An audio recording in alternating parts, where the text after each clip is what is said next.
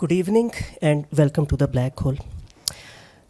पाकिस्तान में इंसानी हकूक़ की हालत क्या है आप सब जानते हैं, और अगर उसको एक मिसरे में बयान किया जाए तो वो ये है कि हर चंद कहें कि है नहीं है।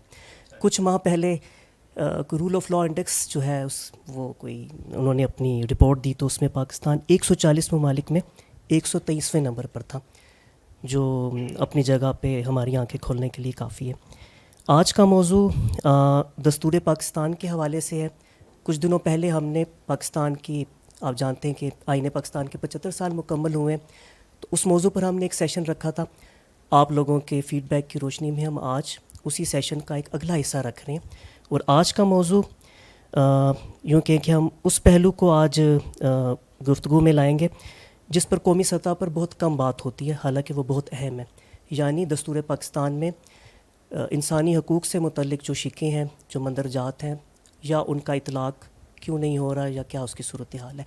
इसके लिए हमारे साथ, बल्कि आप अगर मेरी पुश्त पे मौजू देखें तो आपको नज़र आएगा safe guarding rights, exploring the protective role of the constitution in Pakistan, and we are very grateful to फरतुल्लाह Babar साहब, he is on my right. आप जानते हैं कि पाकिस्तान में जो सियासी सूरत हाल है उसमें मॉडरेट और प्रोग्रेसिव आवाज़ों का होना जो गिनती की ही है गनीमत है, और उनमें फ़रतुल्लाह साहब उनमें यकीनन शामिल हैं। आप सेनेटर रहे हैं और सियासी अमूर और इंसानी हकूक़ के हवाले से गहरी नज़र रखते हैं। उनमें लेफ़्ट डॉक्टर नाज़िर महमूद हैं, आप कॉलमिस्ट हैं, एजुकेटर हैं, सोशल और पॉलिटिकल कमेंटेटर हैं। तो आज के मौजू पर गुफ्तगू के लिए मैं आप लोगों से सिर्फ एक दरख्वास्त करूँगा, इससे पहले कि हम ये गुफ्तगू शुरू करें, काइंडली अपने सेल फ़ोन्स जो है वो साइलेंट कर दें, और माइक्रोफोन अपने हाथ में आने के बाद अपना सवाल रखिएगा, and please to the point और शॉर्ट रहिएगा ताकि ज़्यादा से ज़्यादा दोस्त जो हैं इस अहम मौजू पे शरीक गुफ्तगू हो सके। तो ख़वातीन हज़रात, फ़रतुल्लाह बाबर साहब और नाज़िर महमूद साहब, थैंक यू। बहुत शुक्रिया नैयर आफाक, आपने इंट्रोडक्शन भी कर दिया, और आप सब ख़वातीन और हज़रात का शुक्रिया कि आप लोग तशरीफ़ लाए इतनी शदीद गर्मी में। मेरा ख्याल है आज 45 के करीब शायद टेम्परेचर था इस्लामाबाद में। फ़ोन साइलेंट पे करने की इन्होंने दरख्वास्त की है। मैं उस दरख्वास्त में आम तौर पे एक इजाफ़ा और कर देता हूँ कि बेहतर होगा कि फ़ोन स्विच ऑफ कर दिए जाएँ, क्योंकि अगर साइलेंट पे भी होते हैं तो आम तौर पे ये होता है कि हम we can't resist the temptation of scrolling. तो वो उससे ये होता है कि आसपास वाले भी देख रहे होते हैं कि ये क्या चेक कर रहे हैं, तो वो फेसबुक या व्हाट्सएप बार बार हम चेक कर रहे होते हैं, तो प्लीज़ इससे दूसरे भी डिस्टर्ब होते हैं। तो प्लीज़ अगर आप स्विच ऑफ ही कर दें तो बेहतर है। अगर कोई बहुत ज़्यादा इंपॉर्टेंट चीज़ है तो फिर बाहर जाके स्क्रोलिंग या फ़ोन पे बात करें। आज का मौजू, हम मेरी खुशकिस्मती और एज़ाज़ की बात है कि मैं इनके साथ यहाँ मौजूद हूँ, और आपके लिए भी फ़रतुल्लाह बाबर साहब एक बहुत तवाना आवाज़ इंसानी हकूक़ के लिए हमारे मुल्क में हैं, और उन चंद गिने चुने सियासतदानों में से हैं जो जहाँ भी इनको मौका मिलता है ये हुकूक़ के लिए आवाज़ उठाते हैं। आज की गुफ्तगू के बुनियादी मुकर्रिर जो हैं वो फ़रतुल्लाह बाबर साहब ही हैं। मैं शुरू में 2-4 मिनट बात करूँगा और उसके बाद फ्लोर फ़रतुल्लाह बाबर साहब को मैं दूंगा, लेकिन ज़ाहिर है मैं बीच में कुछ जो इंग्लिश में कहा जाता है ना कि चिप इन करता रहूँगा। कोई बात अगर मेरे जहन में आएगी कि जिसमें कोई ऐड करना है या कोई मुझे और किसी चीज़ का इजहार करना है तो वो मैं बीच में ज़रूर करूँगा, लेकिन बुनियादी तौर पर फ़रतुल्लाह बाबर साहब बात करेंगे, और कोशिश ये होगी कि जो यहाँ से गुफ्तगू का सिलसिला है वो आधे पौने घंटे में ख़त्म हो जाए ताकि आपको सवाल करने का मौका मिले। बाज़ प्रोग्राम ऐसे होते हैं जिसमें स्पीकर ही 1-1.5 घंटा बोलते रहते हैं तो आपके लिए सवाल का मौका ही नहीं मिलता, क्योंकि जब सवाल होते हैं तो सवालों के जवाब भी तो यहीं से आ रहे होते हैं। तो इसलिए हम कोशिश करेंगे कि इसको आधे पौने घंटे में हम अपनी बात मुकम्मल कर लें, फिर आपके सवाल होंगे तो फिर वो जवाब जो भी हैं उसके आएंगे।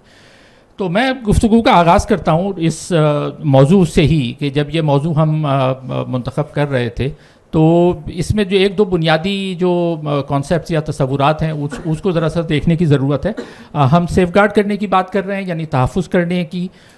दूसरे हम राइट्स की बात कर रहे हैं। अच्छा, राइट्स में यहाँ एक दिलचस्प बात जो देखने की है वो ये है कि हमने यहाँ ह्यूमन राइट्स नहीं लिखा है, हमने राइट्स लिखा है, और वो जानबूझकर हमने जब मौजू में और नैयर आफाक इस पे गुफ्तगू कर रहे थे तो हमने कहा कि इसको ज़रा सा ओपन रखते हैं ना, क्योंकि राइट्स पे अगर हम बात करें, जैसे मैंने कहा कि हम ज़रा कॉन्सेप्ट को समझने की कोशिश करते हैं, تو رائٹ بنیادی طور پہ انگریزی میں یا اردو میں دونوں میں دیکھا جائے تو اس کے دو مطلب نکلتے ہیں. ایک تو رائٹ کا مطلب ہے رائٹ کہ میرا یہ حق ہے, دس از مائی رائٹ, اور دوسرا یہ کہ دس از رائٹ اور رانگ, یہ صحیح ہے یا غلط ہے. تو بظاہر تو یہ لگتا ہے کہ یہ اس کے دو الگ الگ معنی ہیں, کہ ایک معنی کسی چیز کے درست ہونے کے اور دوسرا مطلب میرا حق ہونے کے. لیکن روٹ اصل میں یہی ہے, کیونکہ جو رائٹ ہے وہی میرا رائٹ ہے, اور جو رائٹ نہیں ہے یعنی جو صحیح نہیں ہوگا وہ میرا حق بھی نہیں ہو سکتا. تو اس کی روٹ وہی ہے. اور اگر آپ اس کو اردو میں اپلائی کریں, اردو یا عربی میں, کیونکہ حق عربی کا ہے, تو اس کے بھی دو ہی معنی نکلتے ہیں. کہ اردو میں آپ کہیں کہ یہ میرا حق ہے یا یہ بات برحق ہے. حق بات کر رہے ہو یعنی صحیح بات کر رہے ہو, تو صحیح ہونا, درست ہونا, حق پر ہونا, اور میرا حق جو مجھے ملنا ہے وہ بنیادی طور پہ ایک ہی روٹ سے نکلتے ہیں. لیکن اردو یا عربی میں ذرا سا فرق یہ ہوتا ہے کہ انگریزی میں جب ہم اس کا پلورل بناتے ہیں تو وہ رائٹس ہی ہوتا ہے, جیسے rights and wrongs and these are my rights. لیکن اردو یا عربی میں اس میں تھوڑا سا فرق ہے, یعنی یہ زیادہ میں سمجھتا ہوں ریچر ہے, کہ جب ہم اس کو دو مختلف معنوں میں استعمال کرتے ہیں. اگر ہم حق کی بات کریں گے ایز اے رائٹ تو ہم کہیں گے یہ ہمارے حقوق ہیں, لیکن جب ہم درست یا صحیح کی بات کریں گے تو ہم کہیں گے حقائق کیا ہیں. تو اس کا پلورل بدل جاتا ہے. ایک پلورل بنیاد حق ہے, لیکن ایک میں اس کا حقوق اور دوسرے میں حقائق. تو حق کا تصور جو نکلا ہے اس پہ میں تھوڑا 1-2 منٹ بات کرتا ہوں.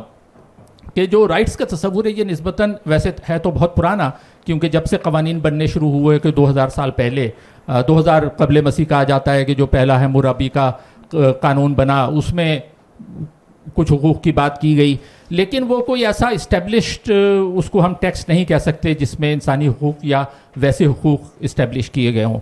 یہ صدیوں, کم از کم 4000 سال کی یہ کہانی ہے جس میں انسانی معاشروں نے یہ سیکھا ہے کہ ہم اپنے حقوق کو کیسے اسٹیبلش کریں گے, اور اس اسٹیبلش کرنے کے, ان حقوق کو مستحکم کرنے کے ذرائع کیا ہوں گے.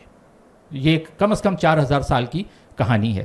اور حقوق کی جب ہم بات کرتے ہیں تو حقوق میں بھی انسانی حقوق کا تصور نسبتاً نیا ہے, لیکن حقوق کے جو مختلف تعریفیں ہیں ان میں یہ بڑا مشکل ہوتا ہے کہ ایک طرح کے حقوق کو دوسری طرح کے حقوق سے بالکل جدا کیا جا سکے. اکثر طالب علم یہ سوال پوچھتے ہیں کہ بنیادی حقوق یعنی جس کو آپ کہہ لیں بیسک رائٹس اور سول رائٹس میں کیا فرق ہے, سول رائٹس اور کانسٹیٹیوشنل رائٹس میں کیا فرق ہے, کانسٹیٹیوشنل رائٹس اور فنڈامنٹل رائٹس میں کیا فرق ہے, فنڈامنٹل رائٹس اور ہیومن رائٹس میں کیا فرق ہے. یہ اکثر گفتگو ہوتی ہے لوگوں کے ساتھ. تو یہ اوور لیپنگ کانسیپٹس ہیں اور ان کی دیر از نو فائن لائن کہ جس کو آپ ڈرا کریں.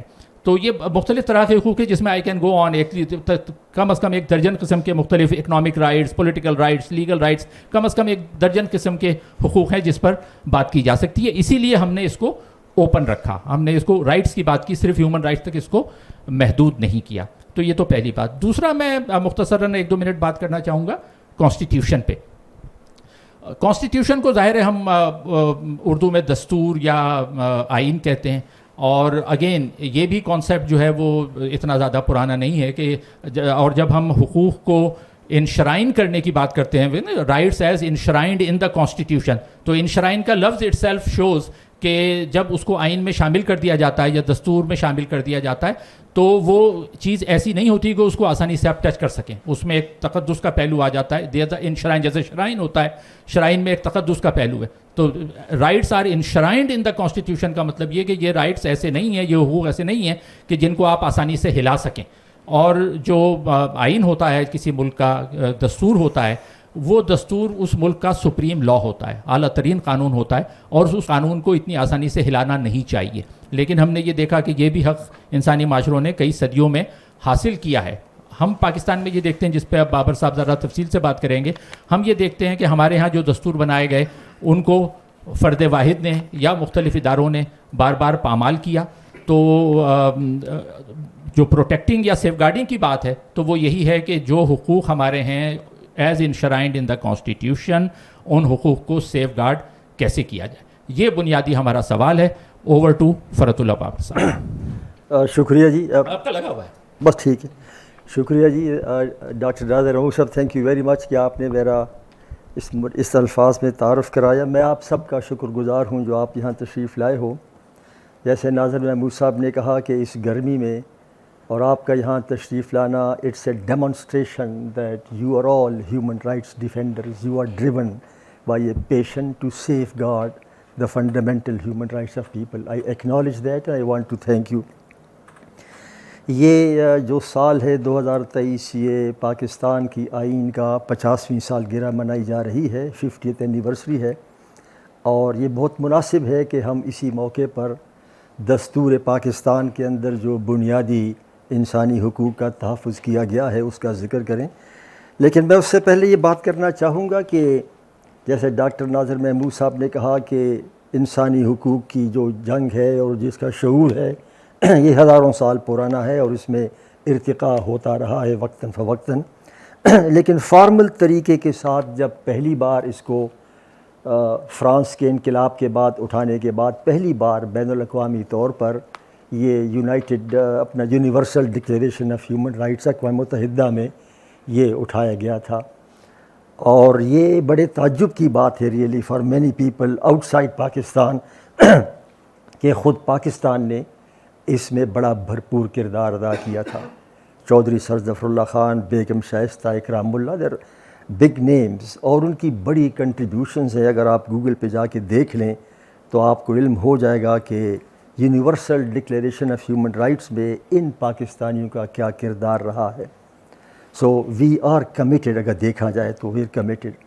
اس کے بعد جو ہے تو پاکستان کے جتنے بھی دساتیر بنتے گئے 1954 اور 56 اور اس کے بعد 73, 1954 کے آئین میں باقاعدہ ذکر تھا اس کا بنیادی انسانی حقوق کا, لیکن جیسے ہی اس آئین کی پہلی جو خواندگی تھی ریڈنگ ان دی اسمبلی کمپلیٹ ہونے والی تھی تو وہ اسمبلی برخاست کر دی گئی, اور الزام یہ لگا کہ اس اسمبلی کا کام تھا آئین بنانا اور آئین نہیں بنایا.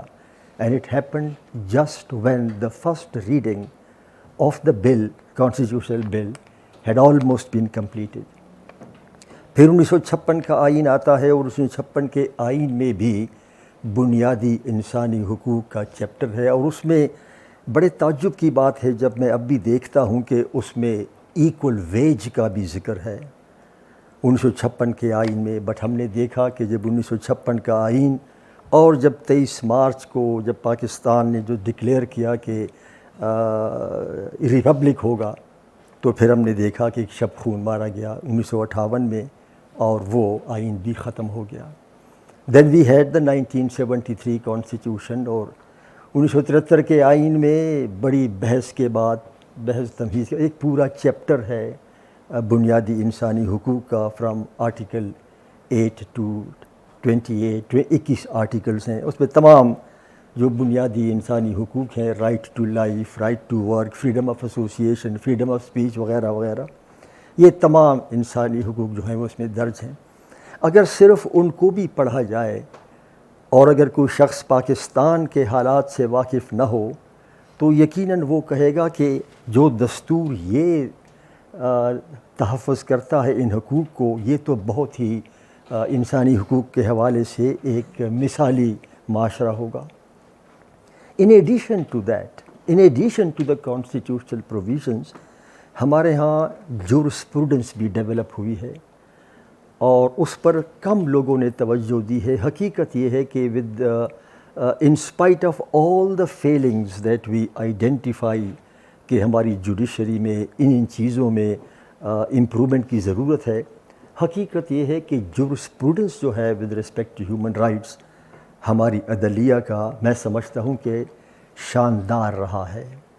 اینڈ آئی سے دس, اگر آپ یہ ذرا دیکھ لیں جورسپروڈنس کے کیسے ہماری عدلیہ نے for example D N A tests کو شامل کرنا, for example enlarging the definition of right to life, for example enlarging the definition of freedom of religion, freedom of association, ان سب کے بارے باقاعدہ جورسپروڈنس موجود ہے. اور اگر آپ صرف 19 جون 2014 کا سپریم کورٹ کا فیصلہ دیکھ لیں مائنارٹیز کے حوالے سے تو اس میں جورسپروڈنس جو ہے بڑی واضح نظر آتی ہے کہ کس طرح سپریم کورٹ نے مذہب کے بارے میں, نان مسلمز کے بارے میں کیسے آئین کو انٹرپریٹ کر کے نئی راستیں کھولی ہیں. تو آئی وڈ سے کہ جو ہمارا جورسپروڈنس ہے اس کو ہمیں انڈر ایسٹیمیٹ نہیں کرنا چاہیے. there are many examples of that but I'll skip over that. اب جو اس وقت جو صورتحال ہے میں اس پر تھوڑا سا آپ کو بتا دوں کہ ان کے علاوہ جورسپروڈنس کے علاوہ ایک تو آئین ہو گیا، 21 آرٹیکلز ہیں، جورسپروڈنس ہیں، اس کے علاوہ انٹرنیشنل کنونشنز ہیں جو پاکستان جس کی پارٹی ہے دستخط کیے ہیں، ریٹیفائی کیا ہے، اور ان کی ریٹیفیکیشن کے بعد بعض جگہوں پر جو قانون سازی کرنی تھی وہ بھی کر دی ہے، اور جس جگہ پہ قانون سازی نہیں ہوئی. لیکن اگر ان تین چیزوں کو جکسٹاپوز کر کے ڈرائنگ بورڈ پر آپ رکھ لیں اور کہے کہ آئین یہ کہہ رہا ہے، جورسپروڈنس یہ کہہ رہی ہے، اور انٹرنیشنل جو کووننٹس ہیں وہ یہ کہہ رہے ہیں، اور انٹرنیشنل کووننٹس پر سائن کرنے کے بعد ہم نے وعدے بھی کیے ہیں، the promises made under the UPR. تو اگر یہ سب تینوں کو آپ ناظر محبوب سے سامنے رکھ لیں کہ یہ میں نے وعدہ کیا ہے، یہ میری جورسپروڈنس ہے، یہ میرا آئین ہے، تو حقیقت یہ ہے کہ آئی ڈونٹ تھنک کہ کوئی اور ممالک جو ہیں ان کا ایسا ریکارڈ ہوگا جو ہمارے ہاں بن سکتا ہے اگر ان تین چیزوں کو آپ رکھیں. سو دین دا کویسچن ریئلی ارائزز کہ واٹ وینٹ رانگ. جو ہم دیکھ رہے ہیں کہ جو بنیادی انسانی حقوق کی حالت ہے وہ پاکستان میں کیوں ایسی ہے جو ہم کو نظر آ رہی ہے، جو ہم روز دیکھ رہے ہیں. ایک وجہ تو ناظر محبوب صاحب نے بتا دی ہے کہ چونکہ ہماری ساری جو انسانی حقوق ہیں they flow from the constitution which is the supreme document, لیکن جب اسی آئین کو بار بار پامال کیا جائے تو دیٹ مینس کہ whatever there is in the constitution اس کو پامال کیا جاتا ہے. دیٹ مینس کہ جب آئین کی سینکٹیٹی نہیں ہے تو پھر آئین کے اندر جو آپ نے وعدے کیے ہیں، پرومسز کیے ہیں، جو کمٹمنٹس کی ہیں، ان کی بھی سینکٹیٹی نہیں ہے. یہ ایک فنڈامنٹل ریئلٹی ہے ہماری کہ وائی از اٹ کہ ان spite of having all this thing ایک ویری گرین فیلڈ نظر آ رہا ہے لیکن حالات ایسے ہیں. تو ایک تو یہ وجہ ہے کہ آئین کا تقدس نہیں ہے، اور دوسرا یہ ہے کہ بوجود the criminal justice system is totally broken. خواہ وہ انویسٹیگیشن ہو، پروسیکیوشن ہو، اور خواہ جوڈیشل پروسیسز ہوں، یہ اتنا بروکن ہے کہ اس کی ایک ہی مثال میں آپ تو روز اخبار میں پڑھتے ہوں گے، لیکن ایک مثال اس کی بڑی بھیانک ہے، اور وہ یہ ہے کہ 2015 میں 2 بھائیوں کو سزائے موت ہوئی تھی. they were very poor, they could not afford litigation، وہ ہو نہیں سکتا تھا، ان کو پھانسی کی سزا ہوئی تھی. بالآخر سپریم کورٹ میں وہ معاملہ پہنچا، اور جب سپریم کورٹ نے ان کو باعزت بری کر دیا تھا. So when the order went back to the jail authorities تو وہ پتہ لگا کہ ان کو تو گزشتہ سال پھانسی ہو چکی تھی. And this is what has happened in Pakistan. 2 brothers convicted of murder, sentenced to death, acquitted by the Supreme Court of Pakistan, were found to have been already hanged before the orders, reached the court. اور 1 سال پہلے، اور پھر ہم نے دیکھا کہ نہ اس واقعے پر نہ ایڈمنسٹریشن، نہ جوڈیشری، نہ ایگزیکٹو، نہ پارلیمان. یہ ایک ایسا واقعہ ہے کہ اس کے بعد اس نے قوم کو جھنجھوڑ کر کے رکھ دینا چاہیے تھا، but that did not happen. So جو کرمنل جسٹس سسٹم ہے وہ بروکن ہے، یہ بھی ایک وجہ ہے. اور تیسرا ناظر صاحب میں سمجھتا ہوں کہ، اور یہ جو میری آبزرویشن ہے اس سے ہو سکتا ہے کچھ اختلاف بھی ہو، اور وہ یہ ہے کہ یہ جو ڈکٹیٹرشپ ہے اس نے ڈیلیبریٹلی ایسا ایک نیریٹو بنایا ہے گزشتہ کئی دہائیوں سے کہ which militates against the human rights, fundamental rights. اور وہ اس طرح سے ہے کہ جو میں نے آپ سے عرض کیا کہ 1954 کا آئین، جب 1956 کا آئین جس میں پہلی بار ایکول ویج اور دوسری انسانی حقوق کی بات تھی، جب اس کو 1958 میں 1958 میں ایبروگیٹ کیا گیا تو جو 23 مارچ 1956 کو ہم سیلیبریٹ کر رہے تھے as the republic day, dominion status کو ہم نے خیر بات کہہ کر 1956 میں انڈیا نے ڈومینین سٹیٹس کو 1951 میں خیر بات کہہ دیا تھا. ہم نے 5 سال بعد 23 مارچ کو 1956 کو and we were to celebrate the republic day, جمہور, اور وہ جو آئین بنا تھا اس کو سیلیبریٹ کرنا تھا. سو وٹ ہیپنڈ واز کہ a conscious and deliberate effort was made in 1958 with the abrogation of 1956 آئین by ایوب خان. اور وہ جو کانشیس اور ڈیلیبریٹ ایفرٹ کی گئی وہ یہ تھی کہ 1956 میں 23 مارچ کو جب یہ آئین آتا ہے اور بنیادی انسانی حقوق کا اس میں بڑا ایک مضبوط ڈھانچہ دیا گیا ہے اور یہ ریپبلک ڈے ہے, جمہور ہے, تو it was celebrated as such in 56. It was celebrated as such in 1957 also. 2 سال یا 3 سال یہ چلتا رہا, اور پھر جب ایوب خان صاحب آتے ہیں تو انہوں نے 2 کام کیے. ایک تو یہ کیا کہ انہوں نے کہا کہ جی this will be called Pakistan day, not republic day. اس پر لوگوں نے اعتراض نہیں کیا, ان کا پاکستان از پاکستان ہے, ٹھیک ہے. اور دوسرا انہوں نے یہ کہا کہ جو 14 اگست کو فوجی پریڈ ہوتی تھی, a symbol of the state's might, انہوں نے کہا کہ یہ پریڈ جو ہے اب 23 مارچ کو ہوگی. اور وجہ یہ بتائی گئی ناظر صاحب کہ 14 اگست کو بارشیں ہوتی ہیں, مونسون ہوتا ہے, موسم خراب ہوتا ہے, اور یہ پریڈ جو ہے یہ 23 مارچ کو. سو ایوری نوبڈی تھاٹ کہ یہ جو لنگوسٹک وہیکل کو استعمال کیا گیا ہے اس کے مضمرات کیا ہیں. سو نو دا لنگوسٹک وہیکل واز یوزڈ. اور یہ آئی مسٹ سے اگر اس پر سوچا جائے ناظر محمود صاحب کہ کیسے ان لوگوں نے سوچا کہ بھئی لینگویج کو, کیونکہ الفاظ جو ہوتے ہیں, الفاظ کی ترکیب اور الفاظ کی ترتیب, یہ تو ایک بہت بڑا انسانی نفسیات پر گہرا اثر چھوڑتی ہے. تو دس کریڈٹ اور discredit must be given to that military leadership کہ ان کو الفاظ کی ترتیب اور ترکیب جو انہوں نے 1958 میں کہا کہ جی یہ ہوگا پاکستان ڈے, اور اس دن سے آپ نے پھر جو فوجی پریڈ تھی وہ فوجی پریڈ آپ نے اس دن کی, تاکہ لوگوں کے ذہنوں سے جمہور اور ریپبلک جو ہے وہ محو کیا جائے, اور جو کچھ وہ ریپبلک اور جمہور اس آئین کے اندر درج تھا اس سے آپ دور ہو جائیں.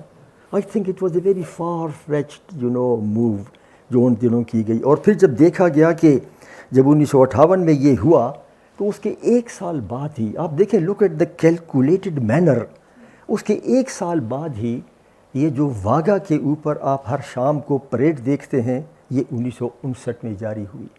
اینڈ یو سی کہ وہ پریڈ کیسے ہوتی ہے کہ you stamping on the ground, eyeball to eyeball, face to face, nose to nose, and ready to fight. اور ایک سائیکی بنا دی گئی ہے قوم کی کہ جو اس پریڈ میں جتنی زیادہ اوپر ٹانگ اٹھاتا ہے وہ اتنا ہی بڑا محب وطن ہے. This is the kind of ایک وہ بن گیا ہے آپ کی سائیکی میں. اور یہ ڈکٹیٹرشپ سے 1958 سے شروع ہوتا ہے. I'll cut it short because I would like to have کہ زیادہ questions answers ہوں. اس کے بعد پھر ہم دیکھتے ہیں کہ ضیاء الحق کے دور میں انہوں نے آف کورس آئین کو نہ صرف آئین کو ختم کیا بلکہ ایک اور نیریٹو بھی انہوں نے دیا. اور وہاں بھی آپ دیکھیں دا لنگوسٹکس, چونکہ سیکیورٹی اسٹیبلشمنٹ اور آرمی کو پری ایمیننس مل گئی تھی 23 مارچ کے پریڈ, 1959 میں Wagah parade and all these kind of things, تو انہوں نے خود آرمی کو ایک نیا موٹو دیا. I don't know whether you would remember that or not, but I used to travel between Peshawar and Islamabad, اور کینٹونمنٹس کی دیواروں پر یہ لکھا ہوا نظر آتا تھا, ایمان, تقوی, جہاد فی سبیل اللہ. These 3 things were the defining characteristics, ایمان, تقوی, جہاد فی سبیل اللہ. یہ انہوں نے دیا قوم کو. بعد میں فارچونیٹلی اٹ واز فارچونیٹ کہ خود ان کے جانے کے بعد فوج نے بڑا کوائٹلی, جس طرح کوائٹلی اس نے یہ نیریٹو دیا تھا, اسی طرح کوائٹلی فوج نے اس نیریٹو کو اب ختم کر دیا ہے. But you know for quite some time آپ کا یہ نیریٹو تھا ایمان، تقوی، جہاد فی سبیل اللہ. تو یہ جو میں عرض کرنا چاہ رہا تھا کہ یہ جو کانشیس اور ڈیلیبریٹ ایفرٹ ہوئی ہے ڈکٹیٹرشپ کے زمانے میں کہ کیسے لنگوسٹکس کو استعمال کیا گیا ہے لوگوں کے ذہنوں سے حقوق کو محو کرنا، لوگوں کے ذہنوں سے ریپبلک اور جمہور کو محو کرنا، لوگوں کے ذہنوں سے رائٹس کو محو کرنا، یہ ایک کانشیس ڈیلیبریٹ ایفرٹ تھی. یہ ایسا آف دا ہیٹ نہیں تھا. تو I think that this also is a reason کہ کیوں پاکستان میں جو ہے یہ نہیں، یہ بنیادی انسانی حقوق in spite of all the framework you see it is totally absent نہیں ہے. Finally I should like to comment on کہ اس وقت کیا ایشوز ہیں جو یہ آئین کی 50ویں سالگرہ منائی جا رہی ہے، تو اس میں کیا ہم کر سکتے ہیں اور کن ایشوز کو آئیڈینٹیفائی کیا جا سکتا ہے. لیکن یہ ٹو سم ایکسٹینٹ یہ جو ٹارمنٹ ہے یہ تو رہے گا no matter what you do. The human rights, the more you do, the more you will realize how much more needs to be done. You fix a goal post and you move towards the goal post, and when you reach near there, you discover that the goal post has further receded. تو یہ تو ایک unceasing struggle ہے اور unceasing journey ہے. There's no doubt about that. But however, in this year of the 50th year of celebration, we can at least prioritize the areas جس کے بارے میں آواز اٹھانی چاہیے اور بات ہونی چاہیے تاکہ ہم ایجیٹیٹ کر سکیں پارلیمنٹیرینز کو، حکومتوں کو، سول سوسائٹی کو، معاشرے کو کہ یہ چیزیں ہیں جن کو ہم ایجیٹیٹ کر سکتے ہیں. ایک تو یہ ہے جی، میرا خیال یہ ہے کہ یہ جو رائٹ ٹو لائف جو ہے اور جس طرح ہم نے ڈیتھ پینلٹی کو امپوز کیا ہے، there are 33 crimes which carry death penalty. I think کہ یہ ایک بڑا ایشو ہے، اور ڈیتھ پینلٹی کو اگر ختم نہیں کر سکتے تو کم از کم the number of crimes that carry death penalty should be brought down from 33 to 1 or 2. اگر اول تو بالکل ختم ہونی چاہیے، اگر ختم نہیں ہو سکتی تو کم از کم ان کو کم کیا جا سکتا ہے. اور یہ جو مرسی پٹیشن کا طریقہ کار ہے اور جو ایگزیکیوشن یہ کر رہے ہیں کہ including the deranged and mentally retarded, including even juvenile, اس پر تو غور ہو سکتا ہے اور اس کو ختم کر دینا چاہیے. ہم نے کوشش کی تھی moratorium on the death penalty 2008 سے لے کر 2013 تک. موریٹوریم اس وقت صدر آصف علی زرداری تھے اور انہوں نے طریقہ یہ نکالا، کیونکہ آئین میں صدر معافی نہیں دے سکتا، اگرچہ آئین کے اندر ایسا ہے لیکن انٹرپریٹیشن اس کی ایسی ہوئی ہے کہ صدر ہر وقت معافی نہیں دے سکتا کیوں جب تک وہ رسا نہ کریں. تو اس وقت طریقہ یہ نکالا گیا کہ اسمبلی میں، and this is very interesting, کہ اسمبلی میں پرائم منسٹر نے کہا کہ ہم ڈیتھ پینلٹی کو ریویو کریں گے. Now knowing fully well that he could not review that, but he made an announcement on the floor of the house. And what Zardari did was کہ اس announcement کو لے کر جب بھی کوئی ڈیتھ کا ان کے پاس آتا تھا تو وہ کہتے تھے کہ بھائی the Prime Minister has already stated on the floor of the house that we are going to review death penalty. Therefore, until a decision is taken by the Parliament, there is moratorium. تو وہ 5 سال کے عرصے میں کسی کو پھانسی نہیں ہوئی سوائے ایک شخص کے، اور وہ اس کا تعلق آرمی سے تھا، اور آرمی نے کہا کہ he must be hanged because this will create discipline. So in that 5 years, 1 person was hanged. اس کے بعد موریٹوریم پھر ختم ہوا اور ایگزیکیوشن شروع ہو گئی ہیں، اگرچہ زیادہ نہیں ہے بٹ ایگزیکیوشن شروع ہو گئی ہے. تو میرا پہلا پوائنٹ یہ ہے کہ ایگزیکیوشن جو ہے ان کے اوپر موریٹوریم اگر نہ بھی ہو سکے تو کم از کم the number of crimes carrying death penalty must be reduced and the procedure should be، اس کے اندر جو بھی لیکونائی ہیں ان کو ختم کیا جائے. دوسرا یہ ہے کہ ناظر صاحب، یہ ہمارے آئین میں بنیادی انسانی حقوق کے علاوہ ایک اور بھی چیپٹر ہے اس کے ساتھ ہی، اور وہ ہے پرنسپلز آف پالیسی. اور پرنسپلز آف پالیسی کے اندر ایسی چیزیں رکھی گئی ہیں کہ جو ہونی چاہیے وچ شوڈ بی دیر، لیکن اس کا اعتراف یہ کیا گیا ہے کہ when the circumstances will permit and when the financial resources will be available, تو ہم یہ ان کو فنڈامنٹل رائٹس میں شمال کریں گے. تو اس میں بھی کافی سارے آرٹیکلز ہیں، لیکن اس میں ایک آرٹیکل جو ہے 78D کا، میں سمجھتا ہوں کہ اب وقت آ گیا ہے کہ اس آرٹیکل کو 38D اسے کہ the right to life, food وغیرہ وغیرہ، یہ اس کو پرنسپلز آف پالیسی سے اٹھا کر اس کو فنڈامنٹل رائٹس کے چیپٹر کا حصہ بنایا جائے. ہوگا پھر بھی کچھ زیادہ نہیں، لیکن جب یہ فنڈامنٹل رائٹس کے چیپٹر کا حصہ بن جائے گا تو پھر اٹ بیکمز جسٹیشیبل، پھر عدالت اس کا نوٹس لے سکتی ہے، اور پھر ہیومن رائٹس ڈیفینڈرز جو لوگ ان حقوق کے بارے میں آواز اٹھاتے ہیں، theoretically the Supreme Court of Pakistan and the judiciary of Pakistan should be on their side. So it will serve as a force multiplier, whether it is done or not in that sense, لیکن theoretically it will become a force multiplier.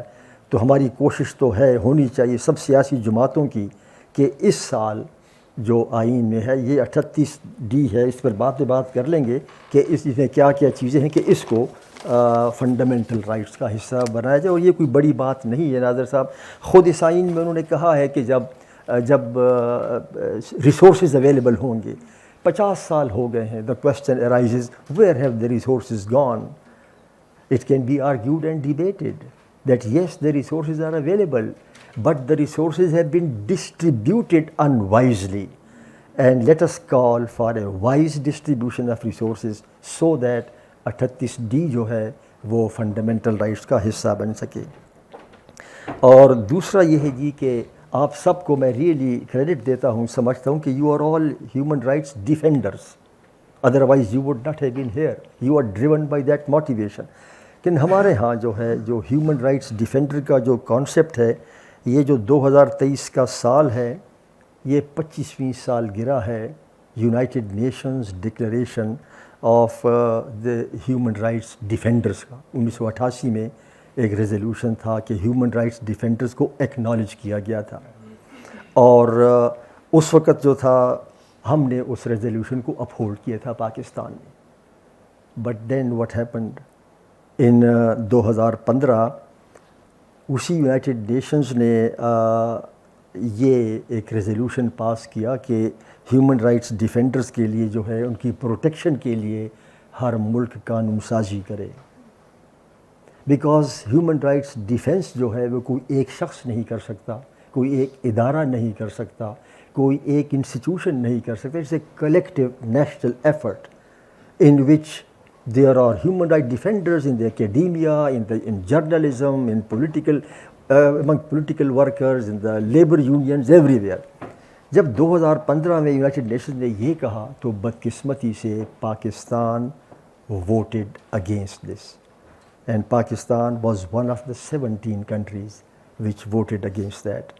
So I would urge کہ اس occasion پر ہم جو ہے وہ جو ہم نے oppose کیا تھا ہم اس کو اب انڈورس کریں اس سال میں کہ yes Pakistan endorses that resolution and we will make a domestic legislation for protecting and enhancing the rights of the human rights defenders. And in Pakistan there are countless human rights defenders, but right now they themselves have no defense.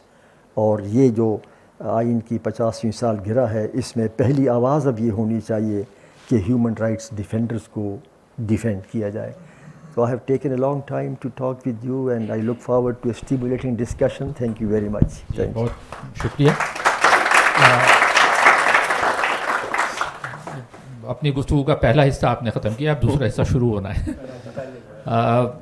بڑی تفصیل سے آپ نے شروع کیا 1954 کے آئین سے لے کر آج کے آئین تک کیا تبدیلیوں کی گنجائش ہے، کیا کرنا ہے، کن چیزوں کو ڈیفینڈ کرنا ہے، اس پہ آپ نے تفصیل سے بات کی.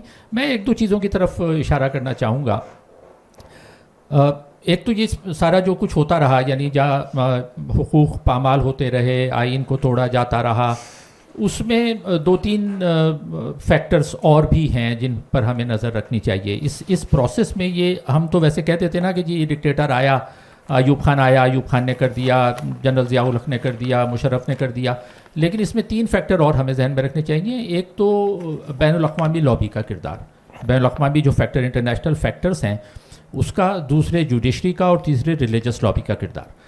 اگر ہم سب سے پہلے اس پر بات کریں کہ جب اس وقت 1950s میں آئین بنا اور آئین توڑا گیا, پہلے جو ایک مسودہ تھا آئین کا 1954 کا, اس کو غلام محمد نے آخری لمحوں پہ جب وہ پاس ہونے والا تھا, جیسے آپ نے کہا, اس مسودے کو پاس نہیں ہونے دیا اور اس سے پہلے اسمبلی توڑ دی. تو وہ ظاہر ہے ایک فرد کا فیصلہ تھا, لیکن اس ایک فرد کے فیصلے کے پیچھے اور بہت سارے عوامل تھے, بہت سارے فیکٹرز تھے جو چل رہے تھے. اسی طرح جب ایوب خان نے اور اسکندر مرزا نے جو کام کیا تو اس میں انٹرنیشنل فیکٹر کیا تھا. اب یہ بڑی انٹرسٹنگ بات ہے کہ وہ سارے ممالک, اب جس کے سرخیل جو ظاہر ہے یونائٹڈ اسٹیٹس آف امریکہ ہے, جو اس وقت سے لے کر آج تک رولز بیسڈ انٹرنیشنل آرڈر کی بات کرتے ہیں. بڑا ضروری توجہ دیں کہ ان کا جو آپ ان کا لٹریچر پڑھیں انٹرنیشنل فارن پالیسی میں, فارن میگزینس میں, تو وہ بار بار یہ بہت دہراتے ہیں کہ they stand for rules based international order,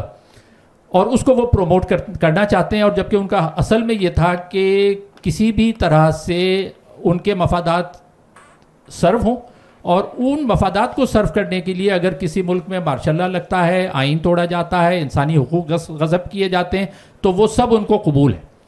اور یہ بار بار ہوا, جنرل ضیاء الحق کے دور میں بھی یہی ہوا, مشرف کے دور میں بھی یہی ہوا.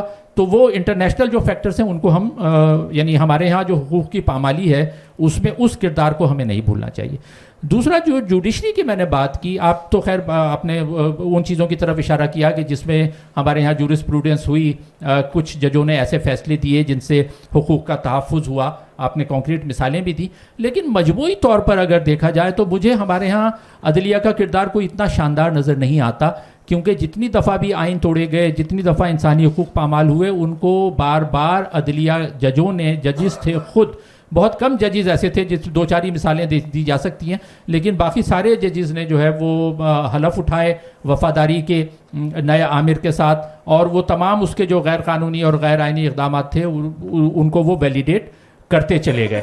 تو انسانی حقوق کی پامالی یا آئین کی پامالی جو ہے اس میں عدلیہ کا کردار بہرحال بہت بڑا ہے, اس کو نظر انداز نہیں کرنا چاہیے. تیسرا جو میں نے بات کی, تیسرا رول جو مذہبی لابی کا ہے, جتنی ہمارے ہاں قانون سازی ہوئی اور اب بھی ہم جو آئین میں دیکھتے ہیں جو بہت سارے ایسے نکات ہیں, آرٹیکلس ہیں, شقیں ہیں جن کو تبدیل ہونا چاہیے.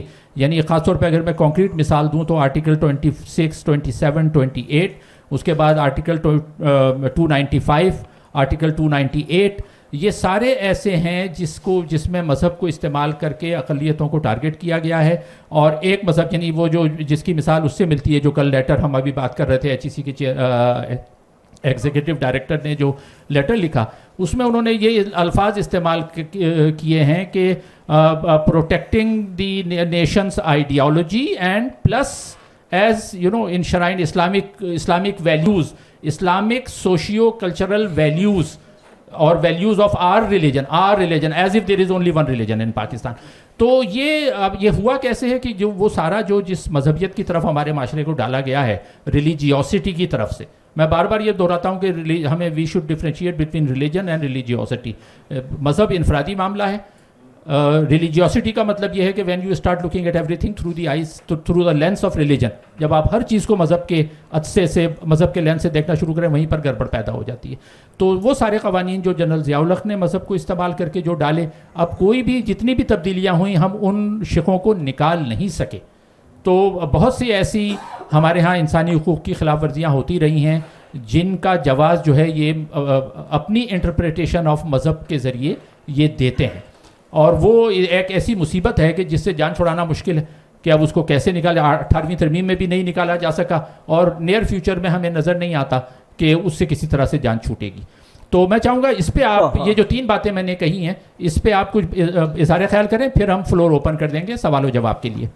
ڈاکٹر صاحب یہ بڑا اہم سوال آپ نے ریئلی اٹھایا نا, گلیڈ کہ آپ نے یہ اٹھایا کہ جو مذہبی طبقہ ہے انہوں نے چونکہ آئین کو بھی یرغمال بنایا ہے اور انہوں نے بنیادی انسانی حقوق تفصیل میں کیا ایوری ون پریزنٹ ہیئر نوز کہ فیڈرل شریعت کورٹ ہے, کونسل آف اسلامک آئیڈیالوجی ہے, اور over a period of time مذہبی انٹرپریٹیشن نے ان ساری چیزوں پر حاوی ہو گئی ہے. The question really now is what is the way forward. اس کو ہم کیسے ایڈریس کریں, یہ ایشو ہے. کیونکہ یہ کہنا کہ جی وہ مذہبی جتنی بھی آئین کے اندر چیزیں ہیں ان کو اوور نائٹ ختم کیا جا سکے, frankly speaking we could not do that. We could not do that in 2010 18ویں آئینی ترمیم میں ہم نہیں ختم کر سکے, in spite of the fact کہ بہت لوگ چاہتے تھے. ایسی بڑی شکیں اب بھی موجود ہیں. آپ دیکھیے فیڈرل شریعت کورٹ جو ہے ایگزیکٹو آرڈر کے تحت بنا تھا, ضیاء الحق نے بنایا تھا, اور اس کے بعد اس کا اپنا ایک ویسٹڈ انٹرسٹ کلاس ڈیولپ ہو گیا اس کو پروٹیکٹ کرنے کے لیے. کاؤنسل آف اسلامک آئیڈیالوجی ہے, وہ اپنی جو آئینی مدت ہے جس میں کہا گیا ہے کہ فائنل رپورٹ پیش کرے گی, فائنل رپورٹ پیش ہونے کے بعد بھی وہ موجود ہے, but you couldn't change it. What is the reason?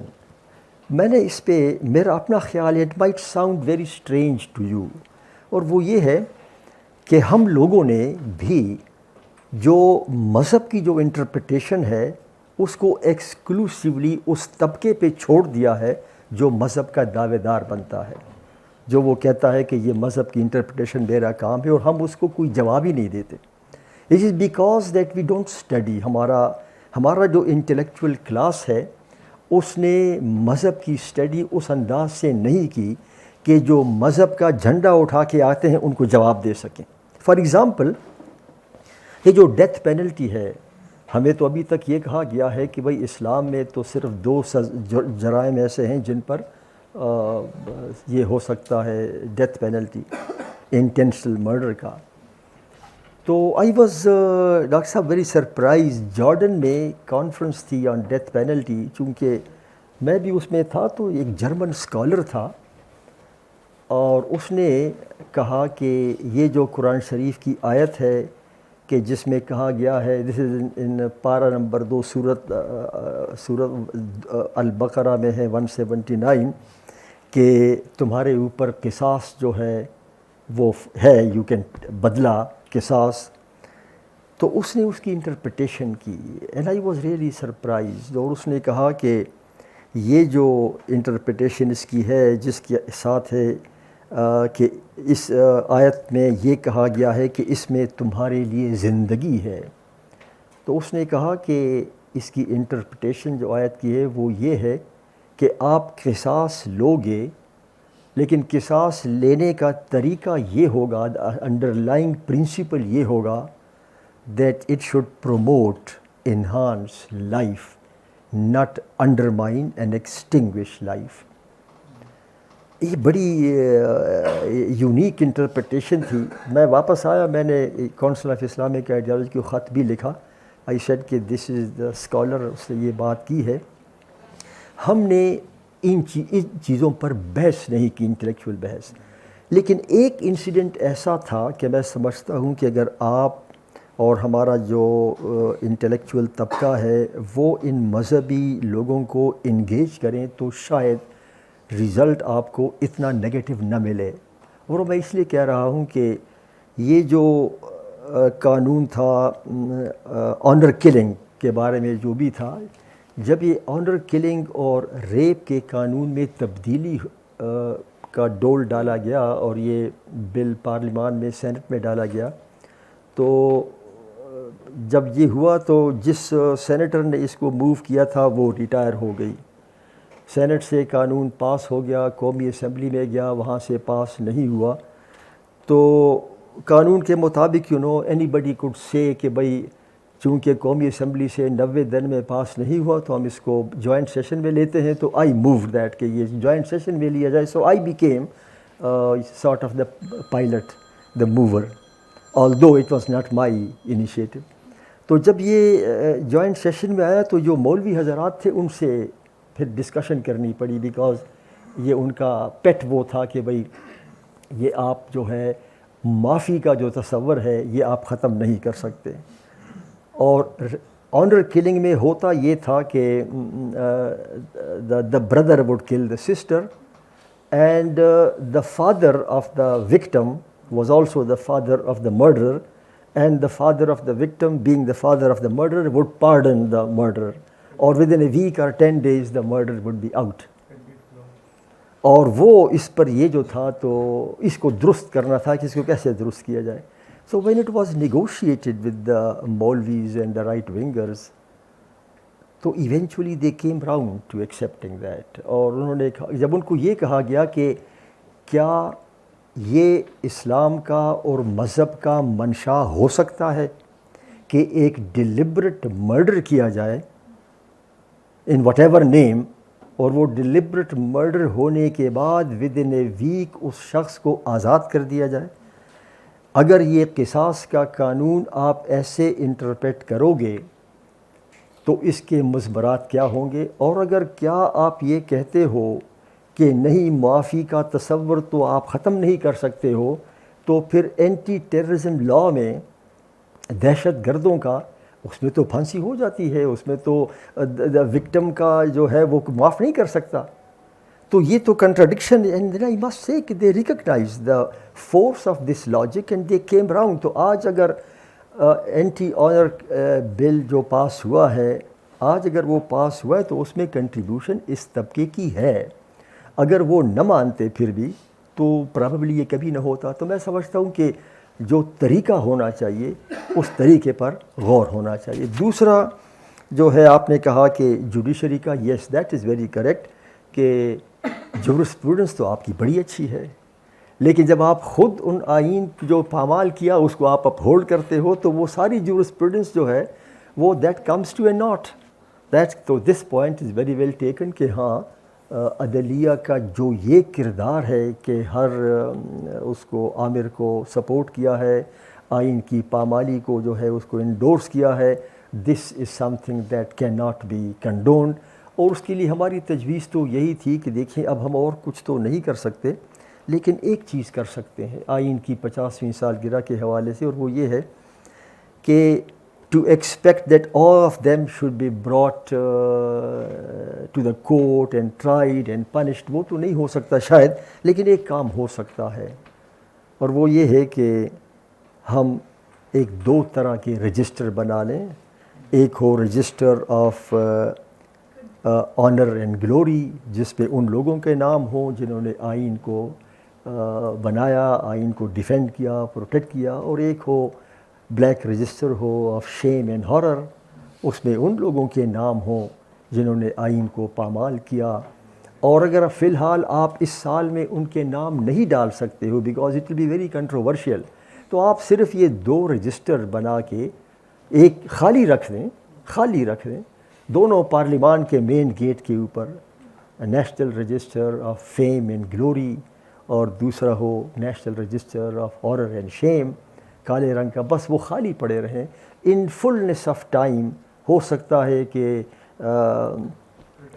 ایک مومنٹ آ جائے کہ آپ اس میں 1 2 3 4 نام بھرنا شروع کر سکیں, but the very presence of these two registers on the main gate of the parliament will send shivers down the spine of many people.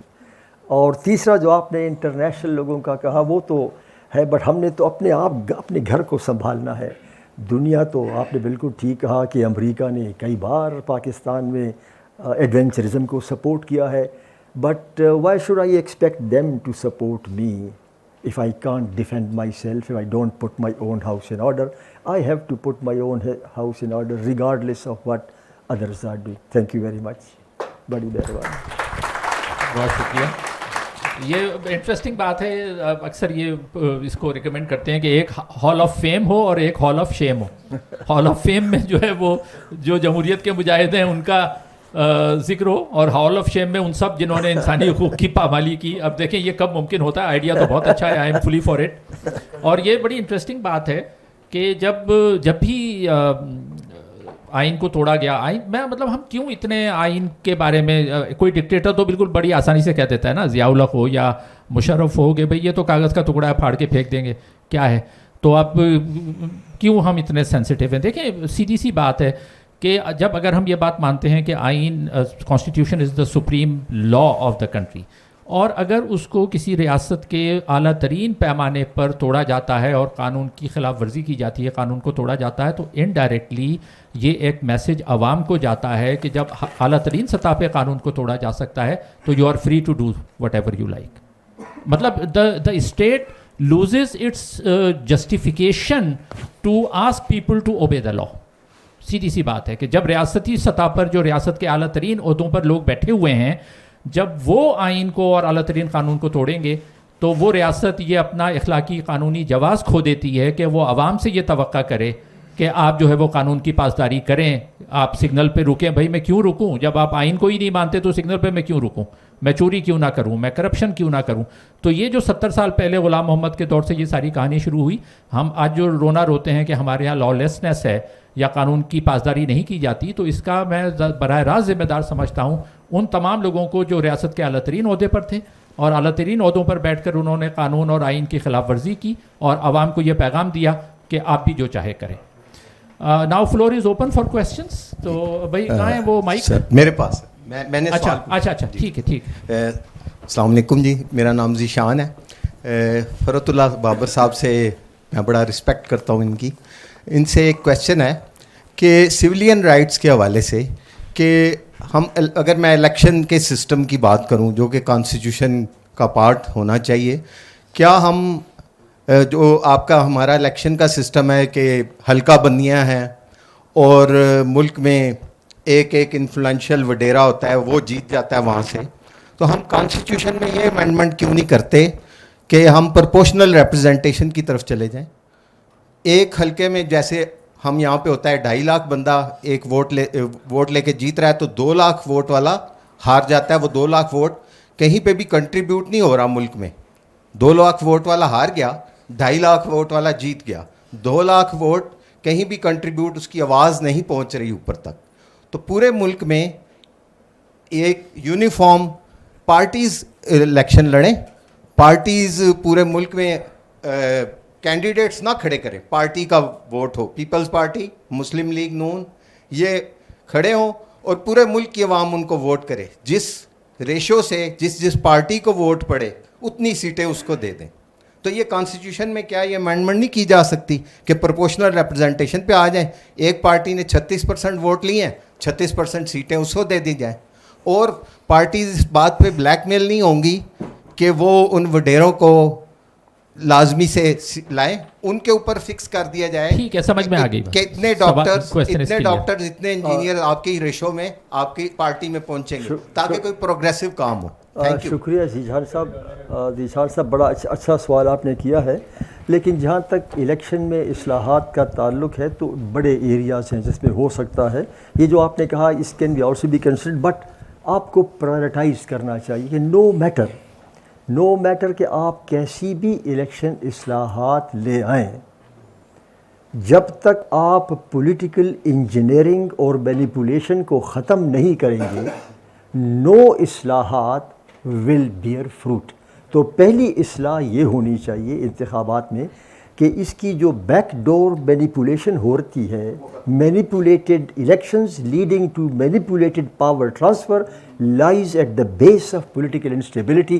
جہاں تک آپ نے کہا کہ الیکشن پروسیس میں اصلاحات ہونی چاہیے، یقیناً ہونی چاہیے. سب سے بڑی اصلاح تو یہ ہونی چاہیے کہ آپ دیکھیں کہ بلوچستان جو ایک بڑا صوبہ ہے اس کے 16 قومی اسمبلی کے ممبران ہیں اور فیصل آباد کے 28 ممبران ہیں.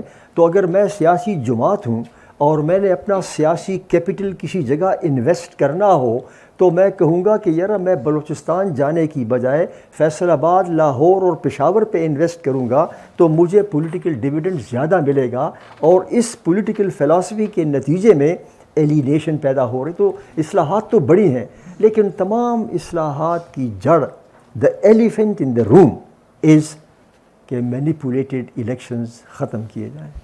اور اس میں ایک قباحت اور بھی ہوگی پروپورشنل ایک تو یہ کہ ہمارا ایک پارلیمانی سسٹم ویسٹ منسٹر کا چلا آ رہا ہے اور وہ اس کا تسلسل ہے. ابھی تک کہیں بھی کسی پارٹی نے اس کو اسٹرانگلی سوائے جماعت اسلامی کے وہ کہتی رہی ہے کہ پروپورشنل ریپرزنٹیشن ہونا چاہیے. لیکن میں جو فورسی کرتا ہوں کہ اگر وہ ڈال بھی دیں جیسے انہوں نے کہا، اس میں کیا ممکن ہے، یعنی کیپنگ ان مائنڈ کہ کس طرح سے ہمارے یہاں چیزیں خریدی اور بیچی جاتی ہیں، یہ ہم سب جانتے ہیں. تو جس پارٹی کو نشستیں مل گئیں، جیسے آپ نے کہا کہ 36% اس کی، اب یہ پارٹی کو اختیار ہے کہ وہ کن کو بھیجے. یعنی اس میں یہ نہیں ہوگا کہ جی براہ راست لوگ کسی پرسن کو ووٹ دے رہے ہیں، ٹھیک ہے نا، وہ پارٹی کو ووٹ دے رہے ہیں. اب ہوگا کیا کہ پارٹی کے 36% ووٹ ہیں, اس کو اگر 36 ممبران بھیج دیں پھر وہاں بولی لگے گی, اور پھر یہ ہوگا کہ جی اس نے اتنے, جیسے اب ہوتا ہے کہ جی سینٹ کے لیے اب باتیں ہوتی ہیں نا کہ جی 1 کروڑ میں چل رہا ہے, 2 کروڑ میں چل رہا ہے, 4 کروڑ میں چل رہا ہے, تو بالکل اس چیز کا امکان موجود ہے کہ وہ جو پارٹی کے لوگ ہیں وہ کہیں کہ اچھا جی ہمارے پاس 36 سیٹیں ہیں, اب بتائیے 36 جو بننا چاہتے ہیں, جانا چاہتے ہیں, کون کیا دے رہا ہے, تو وہ اس کو کیسے روکیں گے آپ؟ وہ مزید کرپشن ہوگا, اس سے بھی زیادہ ہوگا, کیونکہ individual candidate will not be answerable to their own people, وہ لوگوں کے پاس تو جا ہی نہیں رہے, وہ تو پھر خوش کرنا ہے پارٹی کے سربراہ کو جو فیصلہ کرے گا کہ کس کو اسمبلی میں بھیجنا ہے. خیر نیکسٹ کویسچن کس کے پاس ہے مائک بھائی؟ جی غوری صاحب. سر آپ لوگوں نے بڑی زبردست باتیں کی اور کچھ چیزیں سمجھ میں بھی آئیں. بابر صاحب سے اس لیے بھی پیار ہے کہ میرے بچکانہ سوالات کے ہمیشہ انہوں نے جوابات بہت اچھی طرح سے دیے جو سمجھ میں آئے. سوال یہ تھا کہ جب عدلیہ کا مسلسل جو رویہ ہے وہ شرمناک رہا ہے کچھ لوگوں کے علاوہ, تو کیوں ان کو اتنی زیادہ مراعاتیں اور تنخواہیں دی جاتی ہیں, یعنی بٹھا کے ان کو کھلایا جاتا ہے؟ جب چیئرمین سینٹ کی بات آئی تو اس پہ ریئیکشن آ گیا کیونکہ وہ عوامی نمائندہ کسی نہ کسی طرح موجود ہوتا ہے. عدلیہ کی تنخواہوں پہ بات نہیں ہوتی, ان کی پلاٹنگ پہ بات نہیں ہوتی, بلکہ RB کی تو تنخواہوں پہ, ایرانی چیف کی تنخواہوں پہ بھی بات نہیں ہوتی. تو جب ان کا اتنا مطلب شرمناک کردار رہا ہے عدلیہ کا ٹوٹل ہمیشہ سے جب سے آئین بنا ہے, تو پھر کیوں ان کے اوپر اتنی, یہ یا تو یہ فوجی دور کے اندر ان کی تنخواہوں میں اضافہ ہوا ہے یا سیاسی دور کے اندر, تو اس کے اوپر تھوڑا سا بتائیے گا. شکریہ جی. آپ نے عدلیہ کو مراعات definitely this must also be question, جس طرح سینٹ کے چیئرمین کا ہوا اور بڑا طوفان کھڑا ہوا. عدلیت کے مراعات کے حوالے سے آپ کو کہوں کہ جب 2009 میں ان کو مراعات دی گئیں اور تنخواہ بڑھ گئی اور پوسٹ ریٹائرمنٹ بینیفٹس کا اعلان ہوا, اور جب خبر بنا دی گئی کہ یہ خبر جاری ہوگی ایوان صدر سے, تو سپریم کورٹ نے کسی اہلکار کے ذریعے پیغام بھیجا کہ یہ خبر اخبارات میں نہیں جانی چاہیے. آپ اندازہ لگائیں صرف اس بات سے کہ یہ پیغام آیا کہ یہ پریس ریلیز دینے کی ضرورت نہیں ہے. Imagine, on the one hand you are asking for perks and privileges, on the other you are not prepared to face the problem. تو یہ ایک المیہ ہے. This is the tragedy of Pakistan, یہ ہے. لیکن میں سمجھتا ہوں کہ یہ this is only addressing the issue on the periphery. یہ تو کسی وقت بھی ایڈریس ہو سکتا ہے. The real issue عدلیہ کا یہ ہے کہ عدالتی نظام میں اصلاحات ہونی چاہیے, اور وہ اصلاحات یہ ہیں کہ جس کا 2 بڑی پارٹیوں نے چارٹر آف ڈیموکریسی میں وعدہ بھی کیا تھا, وہ یہ ہے کہ کانسٹیٹیوشنل کورٹ علیحدہ ہو سپریم کورٹ آف پاکستان سے. اس وقت کانسٹیٹیوشنل کورٹ اور سپریم کورٹ آف پاکستان ایک ہی ہے, اور جو آئینی ایشوز ہوتے ہیں, آئینی ایشوز میں تمام فیڈریٹنگ یونٹس کا حق آئین میں, they are equal federating units. اس لیے آئینی کورٹ جو ہوگا اس میں تمام صوبوں کی برابر کی نمائندگی ہونی چاہیے, تاکہ آئینی ایشوز پر جب فیصلہ آئے تو برابر کی نمائندگی اس کورٹ میں ہو. جب آپ ان دونوں عدالتوں کو ڈیٹیچ کر دیں گے تو یہ عدالتی اصلاحات کی طرف پہلا قدم ہوگا. حالانکہ اور بھی بڑی چیزیں ہیں لائک سو موٹو, عدالتوں کی تقرر, ججوں کی تقرری وغیرہ, بٹ جو سٹارٹنگ پوائنٹ ہے وہ یہ ہے کہ آپ کانسٹیٹیوشن کورٹ بناؤ. اس وقت تمام اختیارات کا مرکز جو ہے وہ سپریم کورٹ ہے, اور سپریم کورٹ کا نیریٹو یہ بن گیا ہے کہ پارلیمان نہیں, آئین بالادست ہے, اور آئین وہ ہے جو ہم کہتے ہیں. تو یہ جو نیریٹو بن گیا ہے, یہ میں سمجھتا ہوں کہ اختیارات کا انتہائی کنسنٹریشن 2-3 افراد کے ہاتھ میں ہو گئی ہے, it needs to be addressed. You are right. آپ کا جو یہ تھا ایکسپلین آپ نے اچھا کیا. میں صرف یہ کہوں گا کہ جو شرمناک کا لفظ آپ نے استعمال کیا عدلیہ کے کردار کے بارے میں, یہ سب پہ اپلائی کرنا چاہیے. کسی کا بھی کردار ایسا نہیں ہے جس پہ فخر کیا جائے, وہ جج ہوں, جرنیل ہوں, سیاستدان ہوں, سب کا کردار 2-4 کو چھوڑ کے سب کا کردار ایسا ہی رہا ہے. ایک بات اور میں یاد دلانا چاہوں گا, جو آپ نے کہا نا کہ جب ان کی ججوں کی تنخواہوں میں بڑا اضافہ کیا گیا, جو پہلا بڑا اضافہ ہوا تھا 1990 میں, یہ بڑی انٹرسٹنگ بات ہے, نواز شریف نے کیا تھا. فرسٹ نواز شریف گورنمنٹ جب آئی, بے نظیر کو ہٹایا گیا اگست 1990 میں اس کے بعد پھر الیکشن ہوئے, غلام مصطفیٰ چتوئی نگراں وزیر اعظم تھے. خیر بہرحال جب یہ آ گئے, نواز شریف پہلی مرتبہ وزیر اعظم بن گئے, تو وہ کیس چل رہا تھا ان کو جو بے نظیر کی جو اسمبلی کو ڈیزالو کیا گیا تھا, تو اس میں انہوں نے جو ہے ان کی حمایت میں فیصلہ دیا, نواز شریف کی حمایت میں فیصلہ آ گیا نا, یعنی اس کو ویلیڈیٹ کر دیا کہ بے نظیر کی حکومت صحیح برخاست کی گئی ہے. تو وہ نواز شریف صاحب اتنے خوش ہو گئے کہ انہوں نے بہت ایک دم میجر انکریمنٹ جو ہے اس وقت دیا گیا. یہ مجھے اچھی طرح یاد ہے, اس وقت یہ دبے لفظوں میں آیا بھی تھا, لیکن یہ بالکل فیکٹ ہے کہ پہلا بڑا جو ہے وہ اس طرح سے. تو اب یہ اس کو آپ شرمناک نہیں کہیں گے نواز شریف کا کردار کہ ایک اپنے مفاد کے لیے انہوں نے دے دیا. بہرحال اگلا سوال بھائی آگے بھی آ جائیں, سب کے پیچھے ہی گھوم رہا ہے. یہ لیڈی کو بھی دے دینا. السلام علیکم sir, thank you sir for an amazing session. First of all, sir, my comprehensive question relates to the fact that how has the establishment and clergies, even cults and dogmas, curtailed the freedom of thought in our civilian mind? Very good, very perceptive observation. The clergy and the military, the establishment, they have joined hands. اور یہ بڑا ہی پرسیپٹیو سوال ہے, اور اس کو حسین حقانی نے کتاب بھی لکھی ہے, دا ملا military alliance. This is an issue in Pakistan. Of course, I agree with you, and this needs to be addressed. I'm glad that young people like you are thinking of this, کہ یہ بھی ایک issue ہے جو ذہن سازی جو کی گئی ہے اور ہو رہی ہے, both by the military and the mullah combined together. اور اس ذہن سازی کے خلاف دوسرا ذہن بنانا چاہیے to challenge the narrative which is being imposed on the youth by the alliance of mullah and military. Yes, your point is very well taken. Thank you. اس میں ایک اور ایڈ کروں گا, کیونکہ اب یہ کہا جاتا ہے کہ 2 ایم نہیں ہے ملا ملٹری, اس میں میڈیا بھی ہے, 3rd ایم. تو دس از ان فیکٹ ملا ملٹری اینڈ میڈیا الائنس, کیونکہ یہ جہاں بھی لے جانا ہوتا ہے قوم کو یا ملک کو, وہ میڈیا اس میں بنیادی رول پلے کرتا ہے. عمران خان کو ہیرو بنانے میں, لیڈر بنانے میں میڈیا کا بڑا کردار. یہ لیڈی کرنا چاہتی ہے. السلام علیکم سر, پہلے تو میں ایک انڈورسمنٹ ہے ابھی جو آپ نے بات کی کہ کچھ آرٹیکلز ایسے ہیں جن کو ریویو کرنا چاہیے, جن کے اوپر مذہب کا بہت رنگ چڑھا ہوا ہے. اس میں صرف یہ ایڈیشن کرنا چاہوں گی کہ جب انہیں ریویو کرنا شروع کریں تو آرٹیکل 2 سے سٹارٹ کر دیں, جس میں آپ نے ڈائریکٹلی یہ کہہ دیا کہ Islam shall be the religion of the state. تو میرا اس میں پرسنل پوائنٹ آف ویو یہ ہے کہ مجھے یہ لگتا ہے, شاید کوئی مجھ سے اختلاف بھی کریں, بڑی سینسٹیو سی اسٹیٹمنٹ بھی ہو, لیکن مجھے یہ لگتا ہے کہ ریاست کا کوئی مذہب نہیں ہوتا. اس میں کوئی شک نہیں ہے, آپ نے بہت اچھی بات کی. سپریشن آف, یہ بالکل یو ڈیزرو کلیپ, یہ بالکل ہونا چاہیے, کیونکہ دیکھیں دنیا کے جو ترقی یافتہ معاشرے ہیں انہوں نے صدیوں میں یہ سیکھا ہے separation of church and state, کہ مذہب کو ریاست سے الگ رکھنا ہے. کوئی بھی ایسا معاشرہ نہیں بتایا جا سکتا جو ترقی یافتہ ہو اور وہاں پر ریاستی مذہب اس طرح سے لاگو کیا جاتا ہو. تو یہ بالکل ہونا چاہیے, لیکن اب ہمیں الٹیمیٹلی جانا تو ادھر ہی ہے. 150 سال بعد جائیں, 200 سال بعد جائیں, جانا ادھر ہی ہے, اس کے علاوہ کوئی راستہ نہیں ہے. لیکن وہ فارسی میں کہتے ہیں نا کہ ہرچے دانا کنت ناداں بعد از خرابی لیک بعد از خرابی بسیار, کہ نادان بھی وہی کرتا ہے جو دانا کرتا ہے, لیکن جب تک نادان کرتا ہے اس وقت تک بہت دیر ہو چکی ہوتی ہے.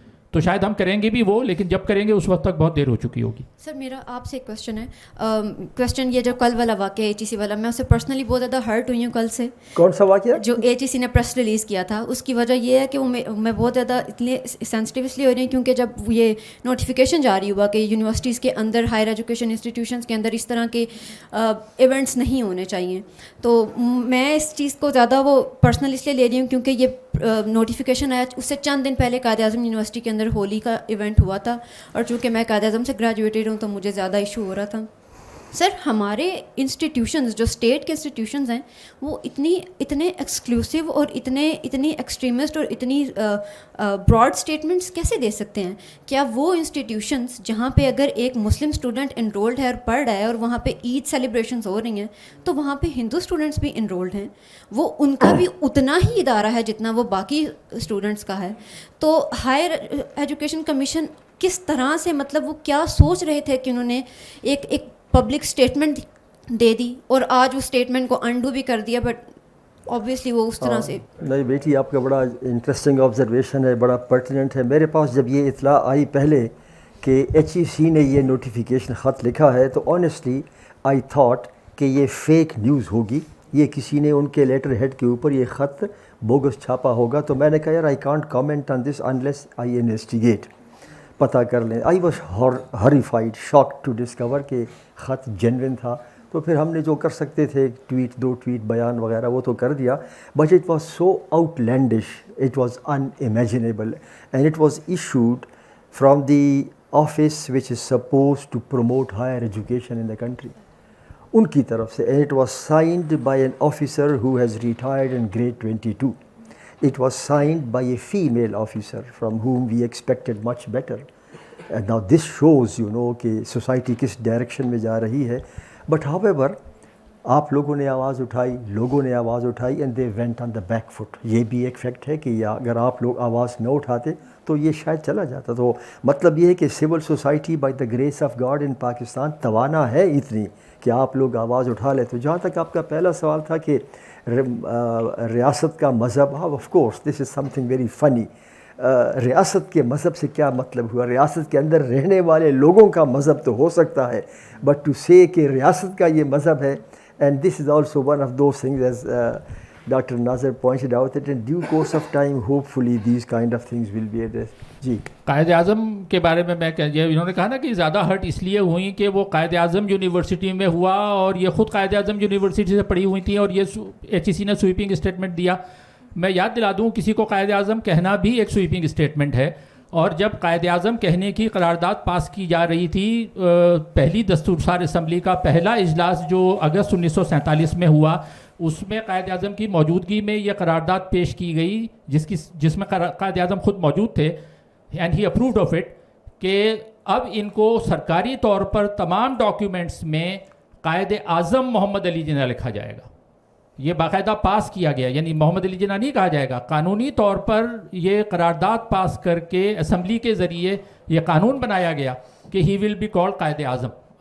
یہ بالکل ایسے ہی ہے کہ میں آپ سے کہوں کہ آپ بڑے عظیم لیڈر ہیں, آپ یہاں موجود ہیں, اور آپ کہیں کہ اچھا جی اس سے اچھی کیا بات ہے, بنا اس کو قانون بنا دو, اس کو قانون.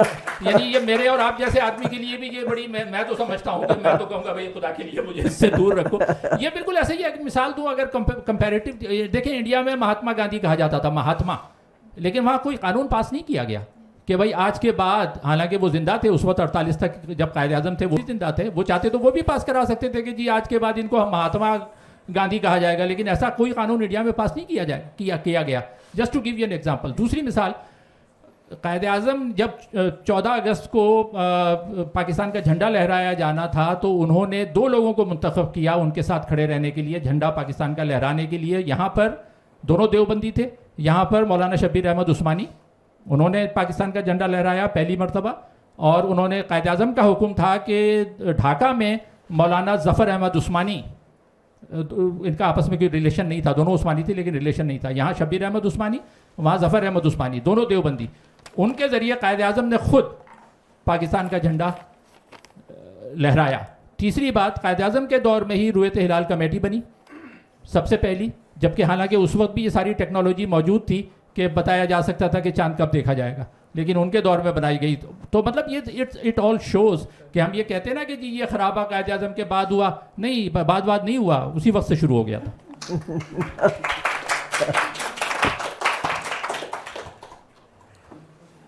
تاریخی طور پہ اگر دیکھا جائے تو پاکستان میں ہیومن رائٹس وائلیشن ہمیشہ نیشنل سیکیورٹی یا مذہب کے نام پہ کیا گیا, جو سرکاری ریاستی سرپرستی میں ہوئے. بادشاہ خان سے لے کے بے نظیر بھٹو شہید تک اور پھر نواز شریف تک ایک سویلین اور پولیٹیکل رائٹس کو سپریس کرنے کے لیے نیشنل سیکیورٹی کا نام استعمال کیا گیا, جس کی وجہ سے آئین کا وہ تقدس جو ہونا چاہیے تھا وہ نہیں ہو سکا.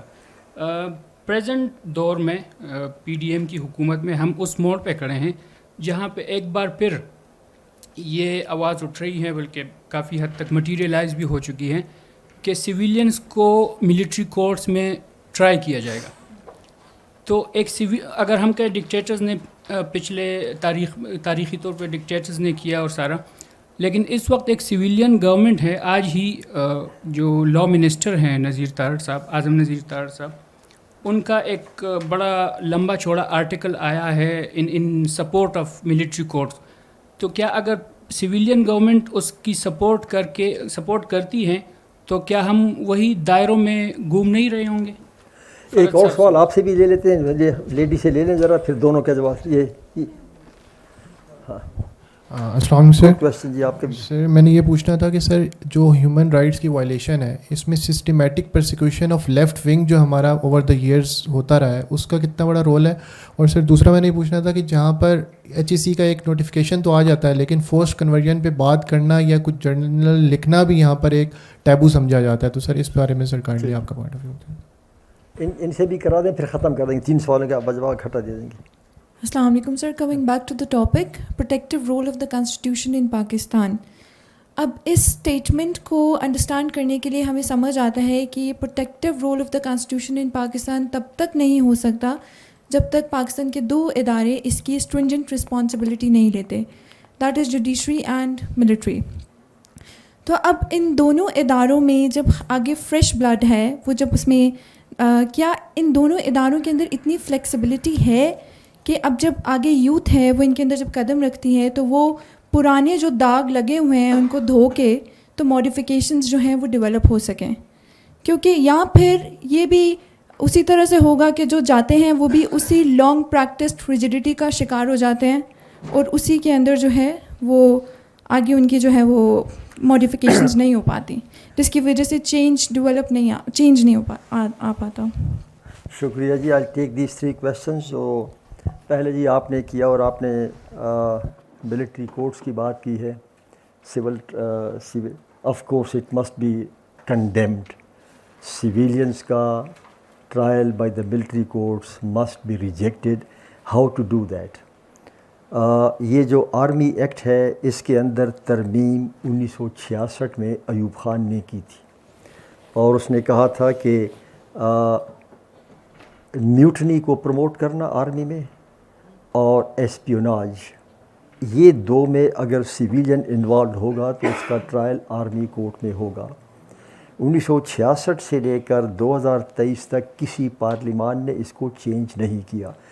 میرا کہنا یہ ہے کہ اب جو 9 مئی کے واقعات کے بعد جو یہ آواز اٹھائی جا رہی ہے, میں سمجھتا ہوں کہ 9 مئی کو جو کچھ بھی ہوا اس کی جتنی بھی آپ مذمت کریں, سزا دیں, لیکن 9 مئی کے واقعات میں یہ 2 جرائم نہیں آتے کہ 9 مئی کو ہوئے واقعات میں یا انہوں نے فوج کو بغاوت پر اکسایا ہو یا ایسپیونیج کیا ہو. اس لیے in my view, my interpretation of the army act is that even if that act میں امینڈمنٹ ایوب خان کے دور میں غلط تھی اور should be undone, but until it is undone even under that amendment the perpetrators of 9 May cannot be tried in military courts, and the matter now is between the Supreme Court. Let us see what happens. اگر آج اعظم نذیر تارڑ نے یہ کہا ہے تو میں سمجھتا ہوں کہ غلط کہا ہے. اس کو یہ نہیں کہنا چاہیے, کسی سویلین گورنمنٹ کو یہ کہنا کہ ہاں ملٹری کورٹس میں ٹرائی ہوگا, یہ غلط ہے. And thank you very much for pointing it out. دوسرا یہ ہے جی کہ it's a very perceptive observation کہ آپ نے کہا کہ systematic persecution of the left. یہ جو فنڈامنٹل رائٹس اور ہیومن رائٹس کا جس پر جو یلغار ہو رہی ہے, یہ یلغار اگر آپ دیکھ لیں تو کوئنسائڈ کر رہی ہے with the decline of the left also, کیونکہ لیفٹ ہی ہے جو آواز اٹھاتی تھی بے انصافی کے خلاف. تو ہم دیکھیں کہ گزشتہ 25 سالوں سے both the left, the organised labour union, they کمزور, they are on the back foot. اور بالخصوص جب سے کمیونزم کا خاتمہ ہوا روس کا اور روس ٹوٹ گیا تو ایک بڑا سیٹ بیک ہوا ہے لیفٹ کو. اینڈ آئی تھنک کہ there is a need for the revival of the left, and the left also should look inwardly, اور ان کو بھی اپنے سلوگنز جو ہیں اپنے سلوگنز میں ترمیم کرنی پڑے گی, because the left also have always been calling for down with this, down with that, down with this. اگر فرض کیا اوکاڑا میں ملٹری فارم لینڈز پر ڈسپوزیس کیا ہے وہاں ان کو, تو وائی شوڈ دا لیفٹ سے ڈاؤن ود امریکہ؟ امریکہ کا اس میں کیا کام ہے؟ یو سے that down with the security establishment کہ انہوں نے ہماری زمین پر قبضہ کیا ہے. تو یہ جو لیفٹ کا سنڈروم تھا ڈاؤن ود ایوری تھنگ, اب وہ لیفٹ کو بھی سوچنا پڑے گا, not down with everything, down with the things جو ضروری ہیں ان کو ڈاؤن کرنا. So I agree with you کہ the decline of the left is an important factor in the erosion of the fundamental rights. بیٹی آپ نے کہا کہ 2 پاورفل انسٹیٹیوشنز ہیں, the military and the judiciary, اور ان پہ بڑے داغ ہیں دونوں پر, اور ہیومن رائٹس کی پامالی کے حوالے سے بھی ان کو بڑا کچھ کہنا ہے. This is very correct, but then how to go about that. دیکھیں ہر کام جو ہے اس کی ابتدا کیسے ہو. میرے نزدیک اس کی ابتدا یہ ہو سکتی ہے کہ آپ ایک آواز اٹھائی جائے کہ ایک ٹروتھ اینڈ ریکنسیلیشن کمیشن بن جائے, کہ یہ بتایا جائے کہ ٹروتھ اس کے سامنے آئے, کہ وہ ایکنالج کرے کہ ہاں ہم یہ غلطی ہو گئی ہے.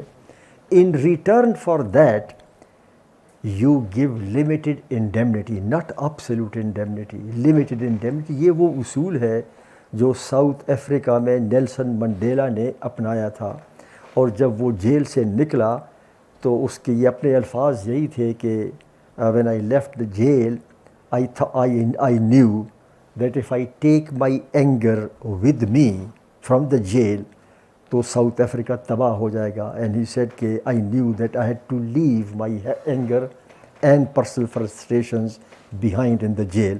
اور اس نے ٹروتھ اینڈ ریکنسیلیشن کمیشن بنایا کہ اس میں جن لوگوں نے ظلم کیا تھا انہوں نے اعتراف کر لیا. جب ظلم کا اعتراف کر لیا جاتا ہے تو مظلوم کی تھوڑی بہت وہ ہو جاتی ہے کہ ہاں اس ظالم نے مان لیا ہے, اور اس کے بدلے میں لمیٹڈ انڈیمنٹی. اور مجھے یاد ہے, and this is very moving, جب شہید بے نظیر بھٹو زندہ تھی تو she wanted to make that kind of thing, and she said, ہم سے کہا کہ تم وہ ساؤتھ افریقہ والا ڈرافٹ جو ہے ماڈل وہ لے لو. And I went to the South African high commission, ان سے ہم نے لیا. اس میں ایک بڑا دلچسپ وہ تھا, ایک خاتون تھی, اس کے 5 بیٹے تھے, and they were all killed by the white, جو بھی وہ تھے, اور وائٹ جو تھا وہ ان کی آرمی میں تھا. اس نے 5 اس خاتون کی بیٹوں کو مارا تھا, اینڈ ہی ایکنالجڈ. ناؤ چونکہ لمیٹڈ انڈیمنٹی دینی تھی, پوری انڈیمنٹی, تو یہ ایسا کیس تھا کہ اس میں تو انڈیمنیفائی ہو ہی نہیں سکتا تھا. So what to do, whether the person was to be hanged or not. So that woman was asked, and she was the mother of the 5 sons. تو اس نے کہا کہ yes I want to take my revenge, limited revenge. So what is the revenge? And she said that now that my sons have been killed and they are no longer here and I am old, I can't live on my own, this murderer of my sons must agree to become my son and live with me in the same house. آپ اندازہ لگائیں. I mean this was, the truth was matched by a kind of reconciliation. Now I don't say کہ this example has to be followed in every case, لیکن Nelson Mandela کے truth and reconciliation میں یہ ہوا ہے کہ اس خاتون نے کہا کہ ہاں یہ ہو گیا ہے, میرے 5 بیٹے مارے گئے, I condone this, they have spoken the truth, but now he must agree to live with me as my son. تو یہ جو کانسیپٹ ہے جو آپ نے کہا کہ اس کو کیسے ایڈریس کیا جائے, اس کو آپ نہیں کر سکتے to draw blood, because if you draw blood, blood always draws blood. Anger promotes anger, frustration promotes frustration. I think the way forward is truth and reconciliation. Thank you Babar Sahab for this very interesting session. میرے 2 سوال ہیں. ایک تو یہ کہ آپ نے جو بات کی کہ پارلیمان میں کچھ بات یہ ہو رہی ہے یا اس پہ لا میکنگ ہو رہی ہے to defend the human rights defenders, لیکن میرا یہ سوال ہے کہ وہ کس طرح ہوگا جب کہ ایک پارلیمنٹیرین کو, علی وزیر کو اٹھا کے غائب کر دیا جاتا ہے اور نیشنل اسمبلی کا اسپیکر اس پہ بولتا تک نہیں ہے. تو پہلا سوال میرا یہ. دوسرا یہ کہ یہ ڈونٹ یو تھنک کہ اب یہ جو سویلین گورنمنٹ ہے یہ فوج کا کریپنگ شیڈو اور بڑھتا چلا جا رہا ہے, کیونکہ آج کی جو خبر ہے کہ جو انہوں نے اکنامک ریوائول کا پلان دیا ہے that is going to be overseen by the army. So how do you as a parliamentarian see that? شکریہ جی. یہ علی وزیر کو غائب کرنا اور نیشنل اسمبلی کے اسپیکر کو پروڈکشن آرڈر جاری نہ کرنا, آئی ایگری ود یو, باعث تشویش ہے. ہم نے تو اس پہ 1-2 بار میسج کیا ہے کہ یہ غلط ہے. علی وزیر کے ساتھ پہلے بھی بڑی بے انصافی ہوئی ہے. کراچی میں 2 سال سے زیادہ وہ جیل میں رہا ہے on trumped up charges. Only he has been exercising his right of freedom of speech. There is nothing more against ہم.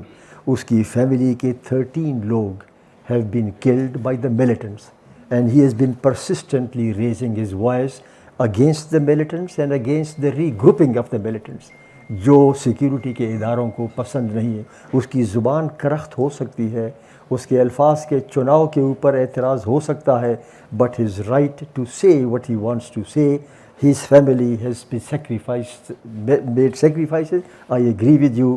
پروڈکشن آرڈر اگر جاری نہیں ہوتا تو this is a stain on the name of the parliament and this must be at. دوسرا جو آپ نے کہا, and I am glad that you pointed it out, یہ جو اکنامک ریوائول پلان بنا ہے تو اس میں ایک سینٹنس تھا اخبار میں, اور وہ آپ نے دیکھا کہ اس میں کہا تھا جی کہ integrated approach with in the government, یہ اس کا وہ تھا. تو I was struck by that observation. What is meant by integrated approach within the government?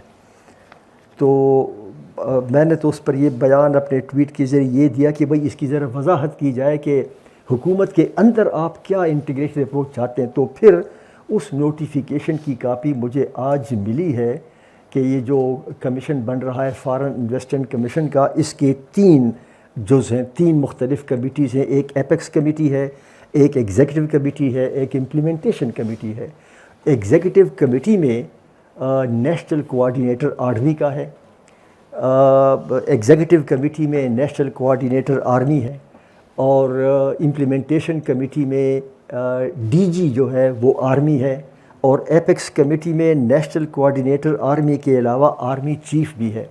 تو to tell you the truth, میں نے آج ہی اس پر یہ ٹویٹ کیا ہے کہ this is a very dangerous move because it is militarizing the economy, it is increasing the footprint of the military in the economy, it is displacing the civilian place in the economy. Already Pakistan کا جو economic model ہے وہ distorted ہے میری نظر میں, کیونکہ economy کے جو 3 کمانڈنگ ہائٹس ہیں, 3 کمانڈنگ ہائٹس اکانومی کے, ایک ہوتا ہے انڈسٹریل بزنس کمرشل کانگلومیریٹ, اور انڈسٹریل بزنس کمرشل کانگلومیریٹ جو ہے وہ فوجی فاؤنڈیشن ہے جو پاکستان کا سب سے بڑا کانگلومیریٹ ہے.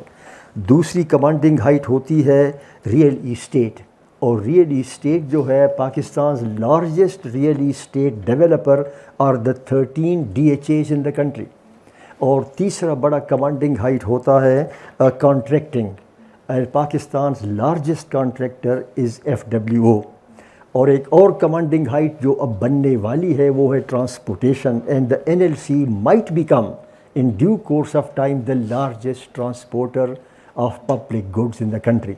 So میرا کہنا یہ ہے کہ already the economic playing field is heavily tilted in favor of the military establishment, اور یہ جو notification ہوا ہے اس سے the economic playing field will be further tilted against the civil, and this will be a very dangerous economic leader.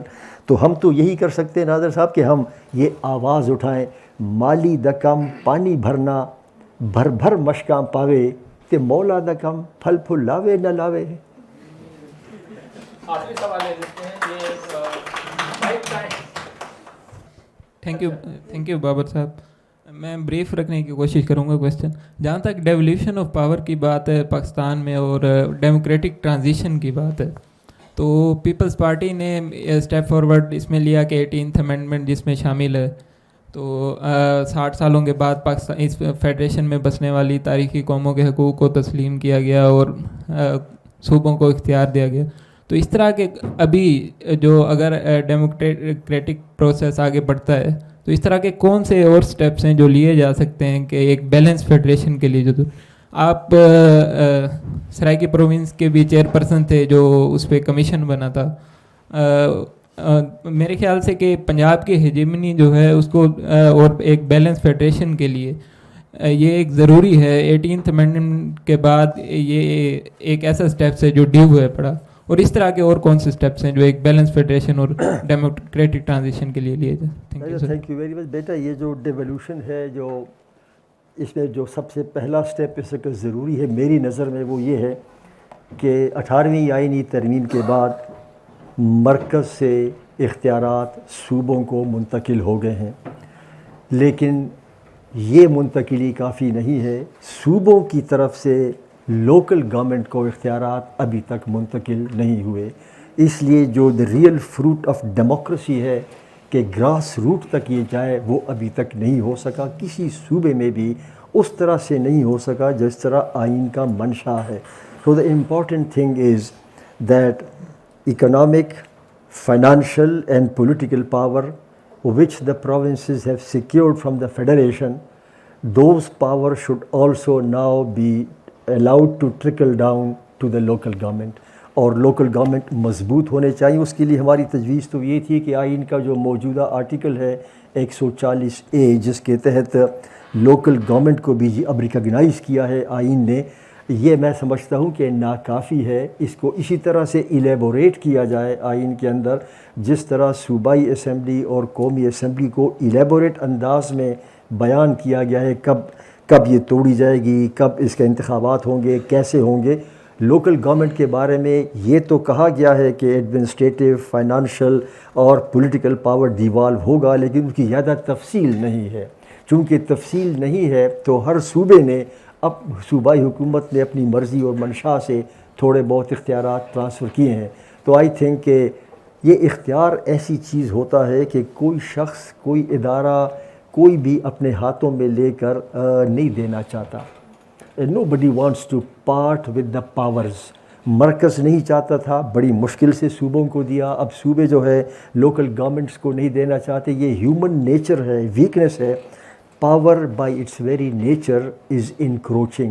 Once you have power, you want to have more power so that you protect the base of your power. And when you enhance your power اور وہ آپ کا area بڑھ جاتا ہے, پھر آپ اس expanded parameters کو ڈیفینڈ کرنے کے لیے اور مزید آگے بڑھتے ہو. یہی حالت ہماری سیکیورٹی اسٹیبلشمنٹ کی ہوئی ہے. انہوں نے پولیٹیکل پاور کیپچر کیا, اس پولیٹیکل پاور کو کیپچر کر کے اس کو استعمال کر کے اکنامک پاور بیس کو ایکسپینڈ کیا. پھر economic power, expanded economic power base کو ریٹین کرنے کے لیے اگین پولیٹیکل پاور پہ قبضہ کیا, اور جب پھر پولیٹیکل پاور ایکوائر کیا تو اس کو مزید استعمال کیا اکنامک پاور بیس کو بڑھانے کے لیے. So power by its very nature is encroaching. The more you have it, the more you crave for it, and this needs to be addressed. I agree with you. آخری دو سوال لے لیں, ایک ان کا فہیم کا اور ایک آپ کتنے لیں گے؟ سوال تو بہت ہے. جی بہت شکریہ فرت اللہ. بہت لمبا ہوتا ہے سوال. بابر صاحب, جی بابر صاحب آپ جانتے ہیں کہ ہمارے لیے آپ بڑی انسپائریشن ہیں اور ہم آپ سے سیکھتے ہیں, لیکن بطور ایک وکیل بھی میں چیزوں کو دیکھتا ہوں, اور آپ بھی کچھ دن پہلے میں نے اسی پلیٹ فارم سے exploring the role of law کے عنوان سے ایک گفتگو کی تھی. تو سر اس میں ایک کمنٹ ہے اور پھر ایک سوال بھی ہے. کمنٹ یہ ہے کہ ابھی بہت ہم کبھی جوڈیشری کو لے لیتے ہیں, کبھی میڈیا کو لے لیتے ہیں. سیدھی سی ایک ہی بات ہے کہ ایک محکمہ ہے جس نے سب اداروں کے جو جورسڈکشن ہے اس کو ہائی جیک کیا ہوا ہے. اب وہ سوال ہوا کہ ملٹری کا کام ہے کہ وہ ہمارے کنسٹیٹیوشن کو پروٹیکٹ کرے. یہ ملٹری کا کام نہیں ہے. ملٹری کا کام تو سرحدوں کی حفاظت ہے. ملٹری کا کام یہ ہے کہ وہ پیچھے ہٹ جائے, ان معاملات میں مداخلت نہ کرے. دوسرا سر جو پولیٹیکل پارٹیز ہیں یا جہاں سے بھی اگر ایک نیریٹو آتا ہے, وہ ضروری نہیں ہے کہ 100% وہ سچائی پر مبنی ہو, لیکن اس کے اندر جو سچائی ہوتی ہے, چاہے وہ ہمارے مخالفین کی جانب سے ہی آئے, اس نیریٹو کو ہم پھر سچویشن ٹو سچویشن کبھی آن کرتے کبھی ڈس آن کرتے. اس پہ تو کنسنسس ہونا چاہیے. لوکل گورنمنٹ کی بات آئی تو ہم دیکھتے ہیں کہ جو ڈیموکریٹک گورنمنٹ ہوتی ہیں سویلین کی, اس میں بھی جو ہے وہ جب ٹینیور ختم ہونے پہ کہیں آتا ہے تو تب جا کر لوکل گورنمنٹ کو بنایا جاتا ہے. اس سے پہلے یہ ہمارے M N As M P As ہی جا کے اپنی تختیاں لگاتے ہیں. دوسرا آپ نے کہا کہ ہمارے جو ججز ہیں وہ کہتے ہیں کہ ہم جو انٹرپریٹیشن کریں گے وہی درست ہے اور پارلیمان کو شاید وہ سبڈیو کرتے ہیں. تو سر جو ہماری مطلب اسکیم ہے اور میں نے بھی جو سمجھا ہے رول آف لا میں بھی اور سارا بھی اس میں ہوتا تو یہی ہے کہ جی آگے ہی سوال ہے کہ کنسٹیٹیوشن کو انٹرپریٹ کرنا تو ڈومین ہی سپریم کورٹ کا ہے, جو اس کا پارلیمنٹ کا نہیں ہے. اور اس کا ایک کام یہ بھی ہے کہ وہ ایک چیک رکھتی ہے ایگزیکٹو پہ اور پارلیمنٹ پہ. جیسے کہ ابھی ہم نے گفتگو میں بھی کہا کہ پارلیمنٹ سے ہی کئی قوانین ایسے پاس ہوتے ہیں کہ جو نہیں ہونے چاہیے, جو حق تلفی کا باعث بنتے ہیں. تو کیا ایسا نہیں ہے کہ جو اصل کلپریٹ ہے مسئلہ وہیں پہ ہے, باقی جو ہمارا جو یہ اسکیم ہے نظر ثانی والی جو چیک رکھنے والی وہ تو اپنی جگہ پہ ٹھیک ہے اگر وہ صحیح طریقے سے پرفارم کی جائے, کیونکہ یہاں پہ ایسے ججز بھی ہیں جنہوں نے اچھی مثالیں بھی قائم کی. تو بس تھینک یو. اچھا آپ نے ٹھیک کہا کہ فوج کا کام ہرگز مداخلت نہیں ہونی چاہیے. سیاسی جماعتوں کا جو آپ نے ذکر کیا جس کا ابھی تک ذکر نہیں ہوا تھا, I'm glad. Yes, you are right. The political parties also must look inwardly. اور اگر پولیٹیکل پارٹیز خود کسی کے کندھے پر بیٹھنا چاہیں یا کندھے پر بیٹھ کے آتی ہیں اور اس کو برا نہیں سمجھتی, ان کو یہ احساس ہونا چاہیے کہ کسی کے کندھے پر بیٹھ کر اگر آؤ گے تو وہی ادارہ وہی شخص آپ کو اپنے کندھے سے اتار بھی سکتا ہے اور بعض اوقات اتار کے پھینک بھی دیتا ہے. تو this the political parties must recognize. Number 2, the second thing is کہ all the political parties, of course, they talk of democracy and rule of law and all this, they also should have greater democracy within their own political structures.